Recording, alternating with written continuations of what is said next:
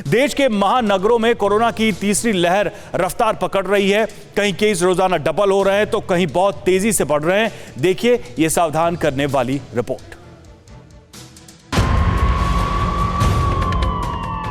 एक बार फिर एम्बुलेंस के सायरन सुनाई देने लगे। अस्पतालों के मेडिकल वार्ड में मरीजों की तादाद बढ़ने लगी है। किसी को खांसी जुकाम सर्दी है तो किसी को गले में खराश। ये सारे लक्षण कोरोना के हैं। जिनकी रिपोर्ट पॉजिटिव आ रही है या जो संदिग्ध भी हैं, वो अस्पतालों का रुख करने लगे। इसके चलते एक बार फिर अस्पतालों में लोड बढ़ने लगा है। सबसे पहले दिल्ली की बात कर लेते हैं। 3 जनवरी को दिल्ली में कोरोना के 4099 मामले आए थे। अस्पताल में 420 मरीज थे।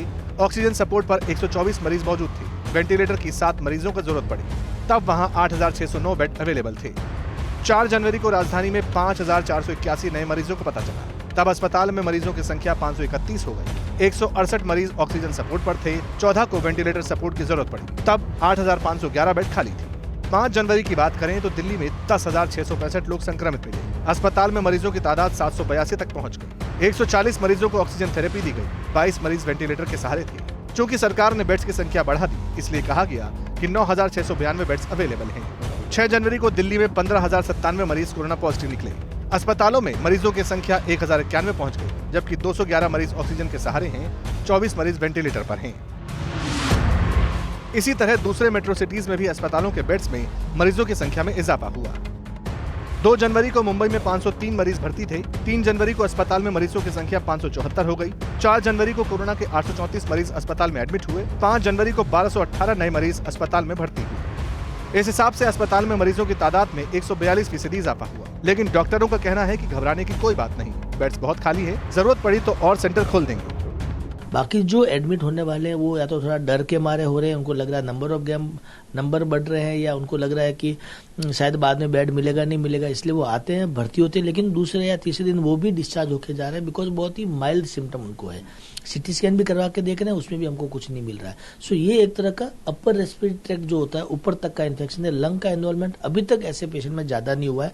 तो ये एक बहुत ही राहत भरी बात है कि नंबर ऑफ केसेस बढ़ने के बावजूद भी हमारे पास बेड को लेके कोई मारामारी नहीं है। कोलकाता में कोरोना संक्रमण तेजी से बढ़ा है। एक महीने में अस्पताल में 4 गुना मरीज आ गए। जहां तक पूरे बंगाल की बात है तो अभी अस्पताल में बेड ऑक्यूपेंसी 2.6% है। लेकिन दूसरी मुसीबत उन डॉक्टरों को लेकर है जो संक्रमित हो चुके हैं। कोलकाता के अलग अलग मेडिकल कॉलेज और अस्पतालों में इस वक्त डॉक्टर, हेल्थ स्टाफ और मेडिकल स्टूडेंट्स को मिलाकर करीब 1000 लोग कोरोना संक्रमित हैं। इससे अंदाजा लगाया जा सकता है कि वहां हेल्थ सिस्टम पर कितना प्रेशर है। चेन्नई में 3 दिसंबर को 507 कोरोना मरीज अस्पताल में थे, लेकिन 3 जनवरी तक ये फिगर 1754 पहुंच गए। मरीजों की संख्या में 3 गुना इजाफा। इसी तरह अहमदाबाद में पिछले 10 दिनों में हॉस्पिटल ऑक्यूपेंसी 10 गुना बढ़ गई। मध्य प्रदेश में अस्पतालों में मरीज की संख्या बढ़ रही है, मगर ऑक्सीजन बेड अभी खाली है। वेंटिलेटर सपोर्ट पर लोग काफी कम हैं। इस सब के बीच ओमिक्रॉन के बाद फ्रांस में IHU नाम का एक नया वेरिएंट डिटेक्ट हुआ है। इसमें ओमिक्रॉन के 37 के मुकाबले 46 म्यूटेशन बताए जा रहे हैं। WHO ने भी कह दिया कि ओमिक्रॉन जितनी तेजी से फैलेगा, वायरस फिर से रूप बदलेगा।